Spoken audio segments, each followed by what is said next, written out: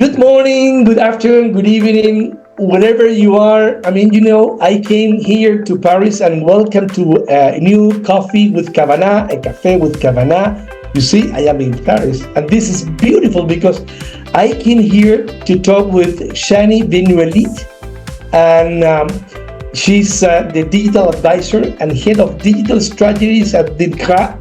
And we will talk we will go into deeper things about DILCRAH because it's an interministerial delegation working against all forms of hatred and many years. So she's a very experienced one. But I need to remember my audience that this coffee with Cabana is sponsored by the German Jewish Museum in Santiago, Chile. So welcome to the show, Shani. And let's go and talk about DILCRAH because it's very important to go deeper in what you're doing because it's fantastic. Thank you very much, Roberto, and nice to have you in Paris. So DILCRAH is literally the interministerial delegation dedicated, the French interministerial delegation dedicated to the fight against racism, anti-Semitism, hatred against LGBT communities, and since very recently, against discrimination based on origin. So concretely, we are under the Prime Minister. We work to make sure we coordinate all the public policies when it comes to those kind of hatred. So what we do on a daily basis, I would say. So our main mission is definitely to support, to finance projects from civil society, mostly non-profit organizations, both on a national level and on a local level. But we also train civil servants, all kind of civil servants, because it's extremely important, whether it's a doctor or a judge, to make sure that all of them really understand what is racism, anti-Semitism, also the difference between those kind of hatred and LGBT phobia, of course. So we make sure that they understand all of this, and then we have we are working more specifically on some kind of issues, and my focus is the fight against online hatred. So you have a really important role because now everything is online, and you need to tell the audience, especially all the servants and many people, about this situation. And when you go to the roots, when we are talking about hatred, where does this word comes from? Oh, wow. It's a very complicated question, and I would say it's more of a philosopher who could answer that, unfortunately. But very concretely for us, the idea of hatred is definitely the rejection of the other person, the person that is not you, that is different from you, and most of the time that you don't know or you don't understand this difference.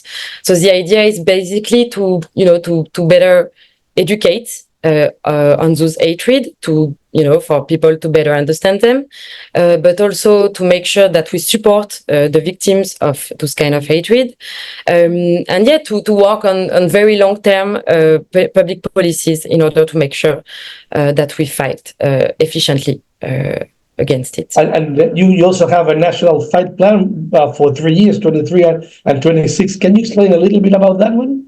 Yes. So we work mainly through two plans. We have a plan that is dedicated to the fight against LGBT phobia. And we have another plan that was launched, the last one, because it's always 3 years. So the last one has been launched in 2023. And will run until 2026, and it's against racism, anti-Semitism, and recently discrimination based on origin. So basically, in this plan, and I will not explain everything that is in the plan because obviously it's huge. But what we do is that we make sure that all of the ministers are working are including the fight against all of those hatred that we spoke about in their daily work, and we are putting some measures that we ask the ministers to take care of. Let's say. So all of the ministers have to include the fight against hatred according to our plan. So this plan is those plans are obviously extremely important. And of course, in the plans, you can find, different measures, whether it's, led to justice or, of course, education, which is like the main focus. In general, when we want to work on the long term, in the long term, on a long term approach, but you also have you have also like very specific,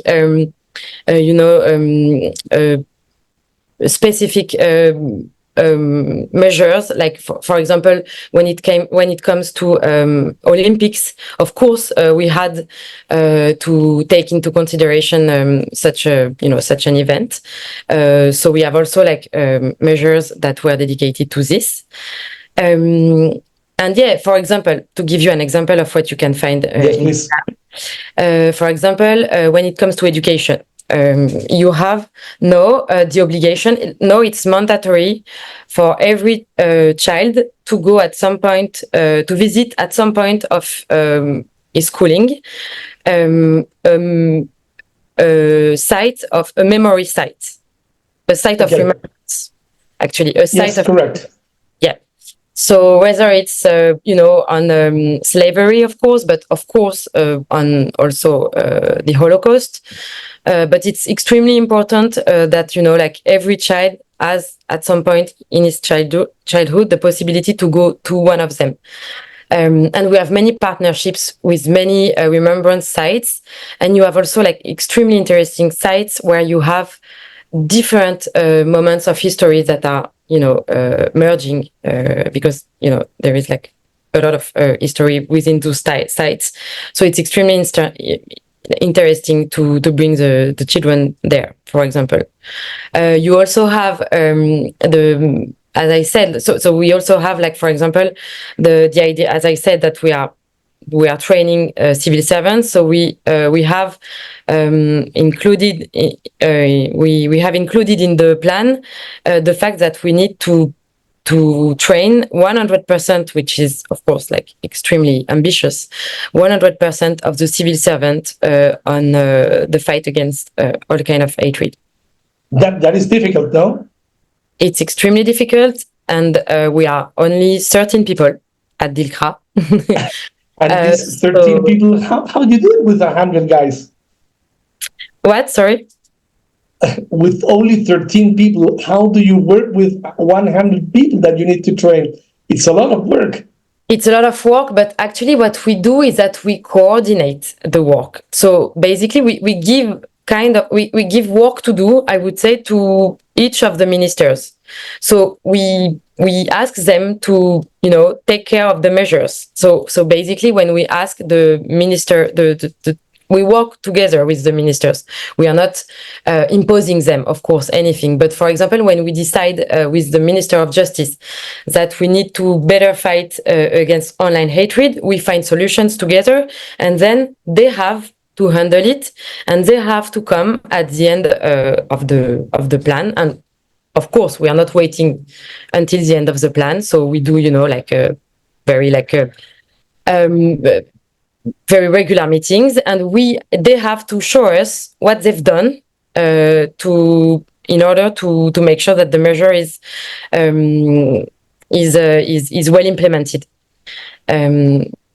What I can see about DILCRAH, and it's for me it's fantastic. So you are working with the little ones. So you are bringing the little ones to see the history, and also to see what was happening there and why they do not need to hate people. So it's very important. And then you have another way where you are working with the adults, and by adults are the civil servants that you are working with the ministers, also telling them, I mean, we need to come along about this way, and you are always also taking care about those two issues, which is very important, because working with the little ones and with the big ones, it will bring a solution at the end, not in 26, because this is a long plan, and the idea is to really fight against all forms of hatred. So it's very nice what you're doing.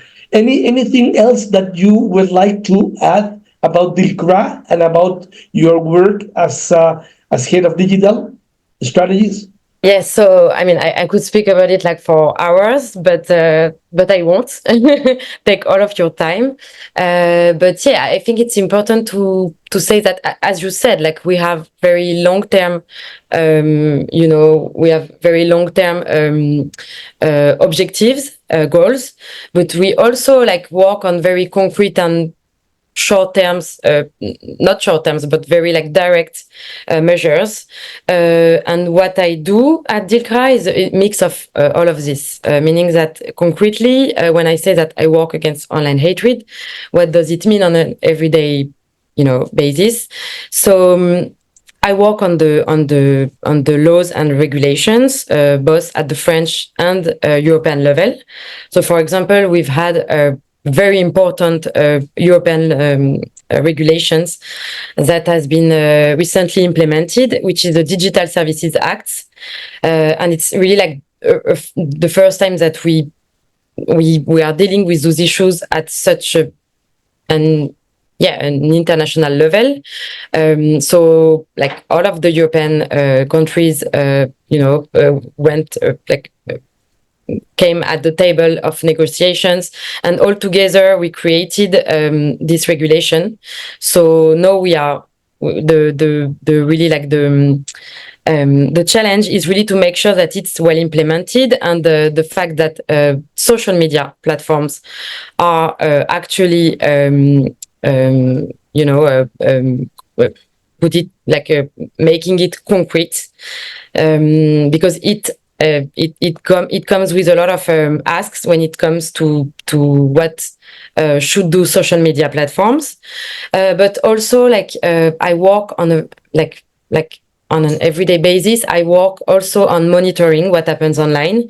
So it's extremely important to make sure that we do some examples, because online there is a huge impunity. Like people really think that they can say whatever online. Everything.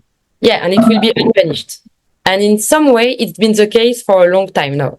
And now, step by step, there was an important shift, I think. Now, like civil society realizes that it's a huge problem, and step by step, we are making sure that there is like some justice at the end of the day. So we are like trying to create examples, to make sure that we are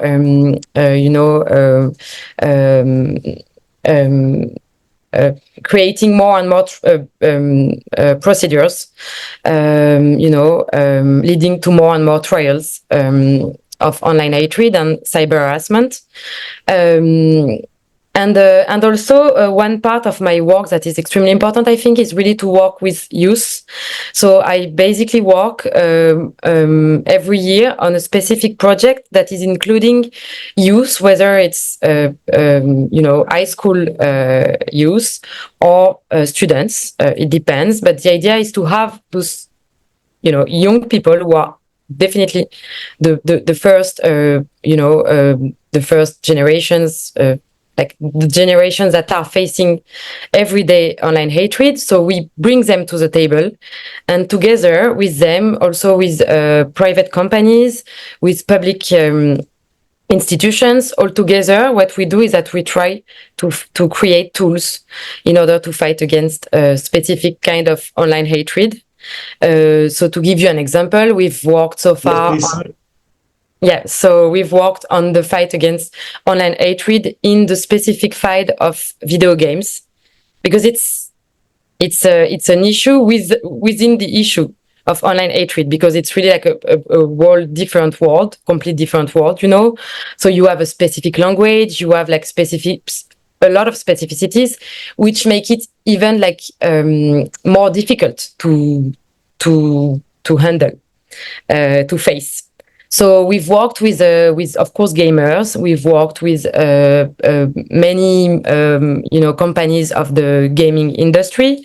We've worked with social media. We've worked with NGOs. A lot of non-profit organizations were on this project, and we've worked also with the public institutions, because it was also important to have them at the tables, because at the end of the day, like, all of those actors are like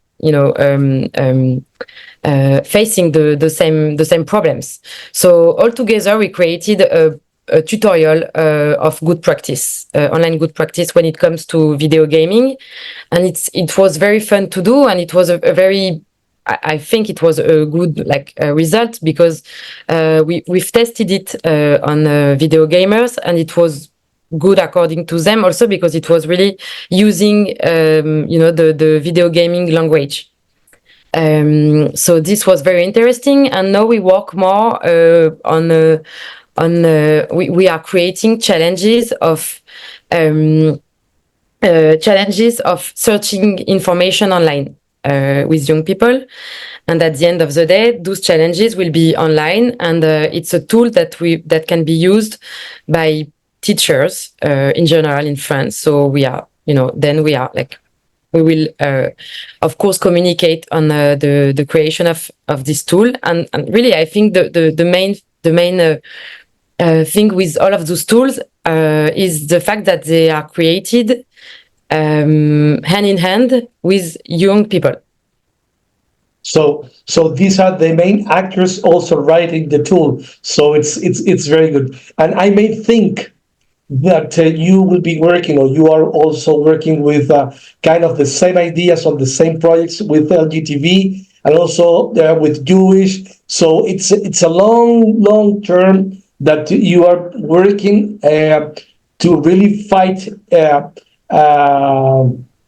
hatred, politics, strategies, or whatever you can see in the social media. So you're doing such a nice work, and it's a lot of work. And I would like to spend just a few minutes, because you also you are doing something with Je suis là, and that's another important website, issue, foundation, whatever. I mean, can you explain a little bit about Je suis là, because it's a part of a global network. Exactly. It's 150,000 members around the world. You have 15 Facebook groups in 18 countries. So you're working a lot about fighting against hatred. Please do it. Yes, so 5 years ago, together with another person, I co-created Je suis là, which is actually, as you said, a part of a larger network. So basically, it's been created in 2016 by a Swedish journalist, Mina Denert, and the idea is very simple. Hatred online is less than 10% of all of the content that you can see online. So, is that right? Yeah, it's something like that. It's extremely complicated to have the right figures, but it's what is like most of the experts accord to say that, and also private companies who work on those issues. So online hatred is something around 10% or less. But as you can see, this hatred, we see it a lot. Most of us are facing it every day, everywhere, on all social media platforms. And so why? Because online hatred most of the time is extremely, you have extremely sexy punchlines. It's easier to create engagement, to engage with hatred than to create engagement with what is balanced in general, I would say. But also because they are very organized. So you have many haters. I don't really like this word, but let's say haters, who are actually, a part of groups and are extremely organized. So, when they are organizing common actions. So the idea of Je suis là is kind of doing the same thing, but on the on the other side. Yeah, on the other side, like to create a safer place. And like the idea is not to be all together, to agree on everything, or to create like a group who would be like the good group, but the idea is just to say, okay, there is hatred online. We can see this hatred a lot, but we can reverse the balance by being more organized, by just like being proactive on social media. Because when you hear somebody that is insulted in the streets, you would most probably react to this. But when it comes to online, to what happens online, we've been used to that, and it's been normal to see that. And most of the time, we don't have the reflex to answer it. We don't have the reflex to report. We don't have the reflex to support the victims. And so we are basically leaving the space to those haters. So the idea is to say, okay, let's organize. We are more numerous than the people who are spreading hatred and disinformation, because we also work against disinformation. So let's organize, let's do common actions. So basically we go on Facebook, on Instagram today, sometimes on YouTube. So we go on, like public spaces, or it can be accounts of somebody who has been cyber harassed, or media mainstream on the account of a mainstream media, where there is a lot of hatred, and we go there and we write independent, positive comments, which are also like against disinformation, of course. We do it all together. We use the hashtag Je suis là, which means I am here in English. Mm-hmm. So we find each other thanks to this hashtag, actually. So it's very important. And then we like and we comment each other. So we kind of play with algorithms. And then we reverse the balance. And at the end of the day, most of the time, when we are numerous enough, what happens is that when you go under this, publication that has been, where you could see at first a lot of hatred comments, then after we came in that comment sections, you can see a lot of Je suis là comments, which are positive, supporting victims, everything. And you see them, it's the first ones that you see. And why? Because there are like many studies which shows that the tone of the first comments that you see is kind of influencing you. So the tone of the first comments is influencing the coming comments, the comments that come after. And it makes sense, because at the end of the day, sure, like when you want to say something that is bad, but you see a lot of bad comments, it would, make you think that it's okay to write something like that. But on the other way, when you want to write something that is positive, you can be afraid of doing it by yourself alone. So it's way better to be like a positive army.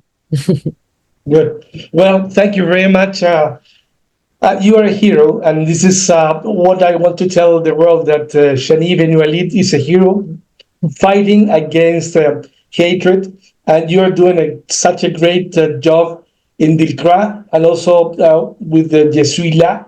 And I invite all the people to follow Je suis là. It is really amazing. And also, if you add your name over there, you will be working on that. It's very important, because all together we will be able to fight against the hatred. So again, thank you very much. Thank you all the people that is following on One Coffee with Kevana. We will wait you for the next show. We are in YouTube, we are on Spotify. You can also find us in many places. So again, thank you, Shani.